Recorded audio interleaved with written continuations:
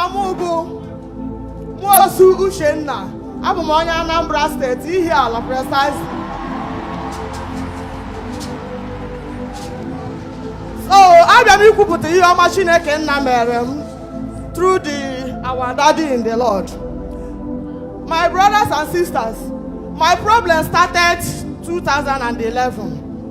After the first one, more second one, more third one. So the fourth one, both twins, attack was too much. So different kind of hospitals, they project so many things in my body. So after everything, one died. So that was 2011. 2013, Ndipi me again. 7 months, nke aha nwa n'afọ.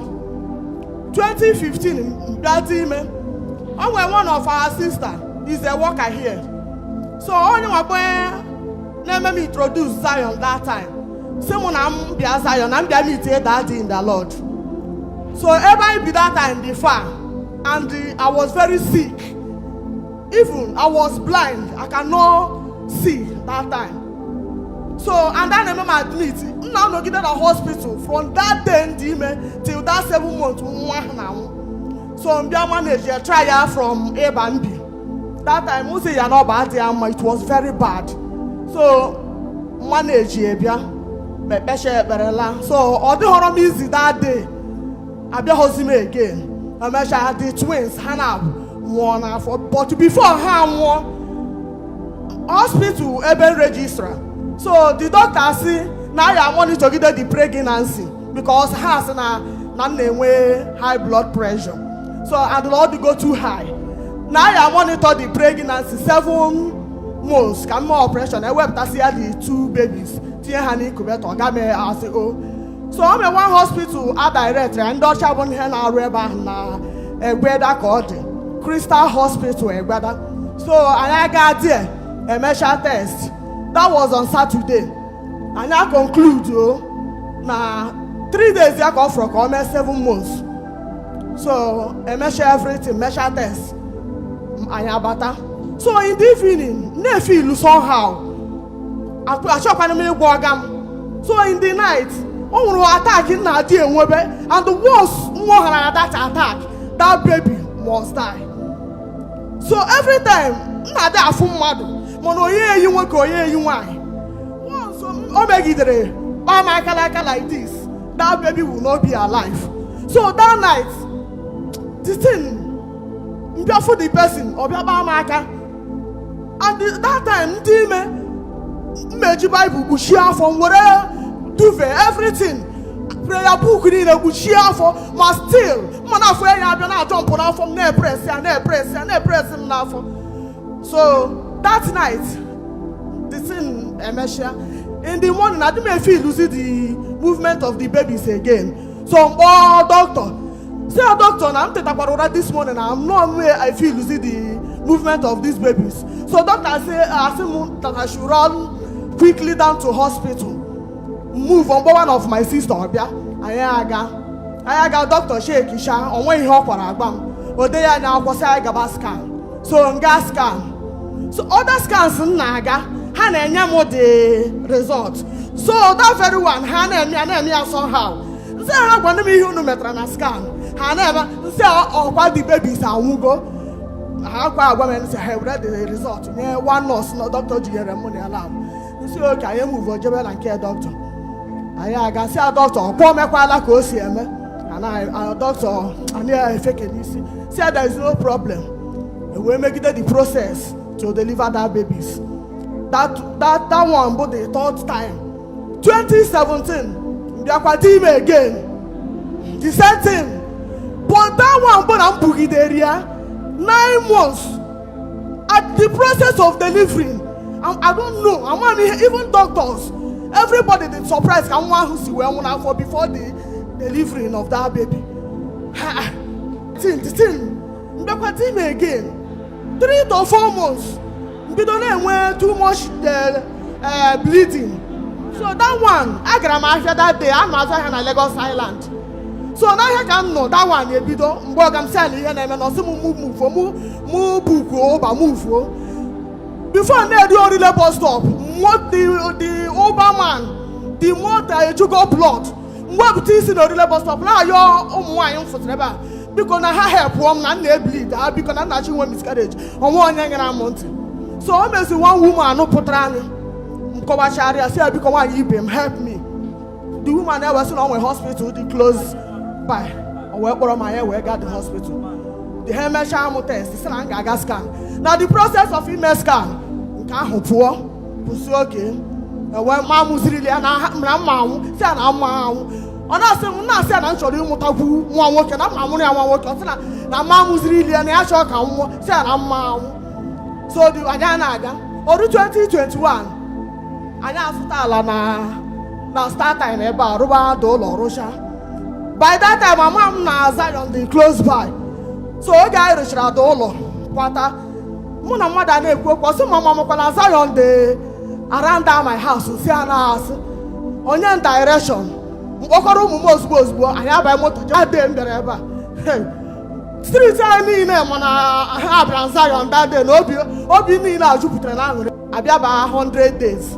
So that year abịa si ọ bụrụ na ịma na ịchọrọ ka ekpere gị gaa fa na ọ bụrụ na nwere onye gị na ya na-abụ nwere okwu na gị ga-ekpezie with that person and o mewa woman mụ na ya nọ na serious okwu ọbịa nchie ka m mesi ya ji yoyi this woman mbịa jekwu one of my friends si ya na ihe na-eme nna mana m chọrọ ije yọọ the woman ọ sị na mpik encourage ga so nga yọọ the woman a na-asị m mba na ya mejọrọ m si ya na ọmụ a mejọrọ gị biko gbaghara m mụ na ya abịa mezicha anyị abata face 100 days ahụ. After birthday daddy bido yaba ahụ daddy a na-asị na onye ọbụla riri rice birthday ahụ na ị na-achọ nwa na ị ga-adị ime na ị ga-amụ nwa nsị a eme ụmụ masị mụọmi mụ rie rice erie m obiri m ofu efere rice ha sị m rikọcha ya erikọcha bịa ụbọchị aga ọrụ Septemba bido n'ahịa ahụ m gaa hospital emegide test niile asị no typhoid nothing n'ahịa ahụ na-agba gị ya dịte mbịa ọ na-eme m ka onye ara sometimes mgbapụ na street everywhere anyị gara hospital test niile some asị m nọọsa some asị infection so ha na-akọ ihe ọbụla n'ahịa ahụ treatment dị even na chọpụ anyị n'ahịa enwere m nọọsụ na-abịa etinye drip na chọpụ enwere m nọọsụ nke na-abịa etriti na yard enwere hospitals ebe enwere injections na-eji eteki ma site ya ete mgbawakwa gbacha ihe na-eme na aka na-eme. O nwezi ebe ọga m kpọrọ nwanne ya nwoke anyị aga dị ma mgbe onye sị m n'ime ka ndị si ime mana nka na-afụ my period ọ sị na m ụdị ime and n'ime ahụ bụ ime ejima si ya hey oh God. So continue kwa Zion na-abịa Zion. So that time na-arahụ ụra mfụ dadi ibi ọ na-agụrụ m na nra ahụ ọbịa n'ihu m the thing na-adịghị in form of na I are pregnant and awaiting mothers. So ọbịa n'ihu m ọ na-agụrụ m abịa chọba ebe a na-enye ejima na Zion bụ ebe a na-enye ya ọ gụgidere m ihe a mbịa teta nsị o nwekwara ike ibe ejima ka ndị ime ihe ahụ. So March 28 ndọkata every bleeding everywhere blood ụmụ m ọnụ ọbụla a na-apaki blood na-asị gịnị dị ihe nke ọ ga m akpọrọ m anya emuvuo because oge niile ahụ m dị ime nga scan asị na ọnwa ihe afọ na ma adịghị ime na ihe a na-afọ bụ liver fat. O nwee ebe mmadụ directịrị m na-aga anara ọgwụ so nga na nke the woman na-enye m ọgwụ mana nsị ya mụọ na datin na-eme m ka m na-epush ọsị m nchi push my brothers ihe pụtara na ahụ big fibroid ụmụazị anọsịkwa ya ha abụghị ọkwa blood na-agba gị juru baf nke ahụ abịa mechakwa every month blood a na-apụ data a na-agwụ na my phone for open heaven and this thing na-abịakwa Zion pregnant and awaiting mothers na-abịakwa Wednesday or Sundays. So na-abịa 1 year aga amụọ m nwa ndị mmadụ na-abịa na-enye ọga m advice ka ndị sapụ dị afọ nsị mụ ide nsapụ afọ ime nke ya m fụrụ anya true God of Zion. Not the king China Roro na Zion. Now me go afi me bugidiana. God of Brother Ebuka Obi, we see me through in this pregnancy. Oru February. Okay, Emirates 21 days fasting and prayer. So that day I name share how manage him because ana ma aga nwuzije. Ama na this one no onom nupu ana ma aga nwulije. And when I na-ebu afa ama no 3 ka ọ dị. Mana ama no 2. So nda manage bia that day. Na agba ndem na ha no no she that day. Okwa afrota. Na ma afugi Brother Ebuka kama money ya na huta. No ebre na ma nwa. Okpata. Ha si m okay. Agbasa ha la sesia. Ama na ejiri m bịagide bịaruo n'ọta ebe a si adaji ya biko n'ọnwụ ka nna nwa ya bịara m ebere na afọ ime a na-eje eyi a 6 months ya biko ya bịara m ebere daji asị m isi gịnị nsị ya yes daji n'otu akọd daji elem bie m aka ozugbo o biri m aka nlaruo sọnde ahụ anọ like this ahụ abịa juo m oyi ka m laruru afọ m blood again that February aga so daji mere m ebere ejimi emere m ebere ka njekele no scan camera ma scan I afụkwa the baby again aga mo scan has him no liver fat ka ihe hapụrụ afọ m ahụ otu anọ nsi oke na nsogbu adị mana ihe nyere m obi ike bụla nwa m na-ekiki ha na-ekiki very very well mbịa on Sunday oru on Monday mbịa nụrụ ahụ a na-eme m somehow nọ na-eme nka level na-asị Chineke nna ya nyere m aka ka ọ bụrụ level Monday aga Tuesday my brothers on Wednesday mbịa ga ahụ a na-eme m so aga m bịa kpọrọ nka anyị ga hospital anyị aga hospital asị na oleba agba m ọgwụ ozugbo nke eburu ụzọ pụta onye nke etinye isi my sister mụcha nwa amụrụ nwa ebe 11 na ole ruo ebe 6:30 to 7 nso ga anyị mgba ka anyị lala ahụ siri m ike anyị edicharge ya anyị ekuru nwa laba not knowing na one still remaining nnakọta n'ime anya so agụọ na-agụ nke o si agụ m oge ntị ime etie m ihe okwe m ihe mbịa bilite mee tii ṅụọ so in the morning the woman abịa ma mmiri ọkụ mgbe ọ ya si ala aja ama mmiri ọkụ tata na ana m efil somehow na ana m efil na another baby ka nọ m n'afọ ọ sị na ya nwa afụgwekwara onye this kind thing megwekwara after 1 month ka onye ahụ mụrụ si a na amamihe na-ekwu na nwa afọrọ m n'afọ driver kwụrọ m gaa hospital cheki ọ bụrụ na ọ fọrọ 1 after 80 days ka m ji wee mụọ onye nke anụnwa ịhụgodi anya ịhụ na omi nụrụ business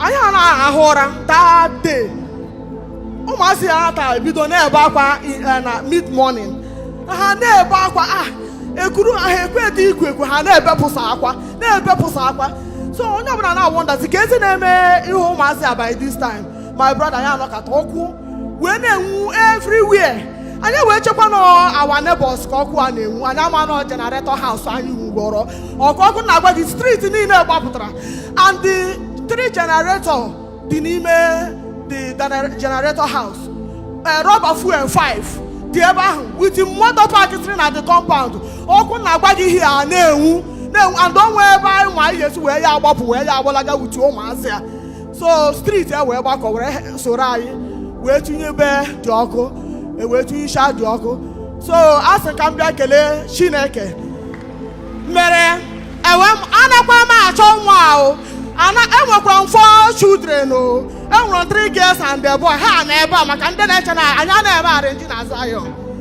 ha so m wee bịa ebe anụnwa. Where are your first, second, third children? Are they here? They are here every day. Come out with your siblings. The testimony is that after the last one, she has been having miscarriage. Baby has been dying until the day she located Zion. This one came and never died again. Yes, so. And I couldn't see aka. Which 4 children. Yes, Daddy. Oh, gịnị ihe tokwala mgbe o ji eme o? Ọ tọọla o. Ewo. Ịhụ isi ha.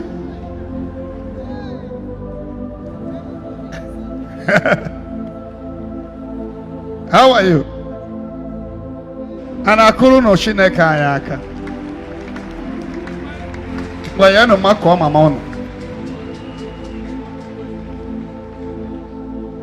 May God bless this family. Amen. May all the satanic plan in this family scatter. Holy Ghost. Fire. Holy Ghost. Fire.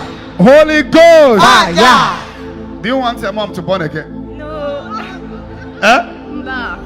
Each one. Each of them was. No, Daddy, I don't know. I prophesy to anybody looking for fruit of the womb. May you receive triplets. Amen. Thank you for watching this testimony. Make sure that you subscribe to our YouTube channel and make sure you like and comment. Thank you and God bless you, and watch our next video.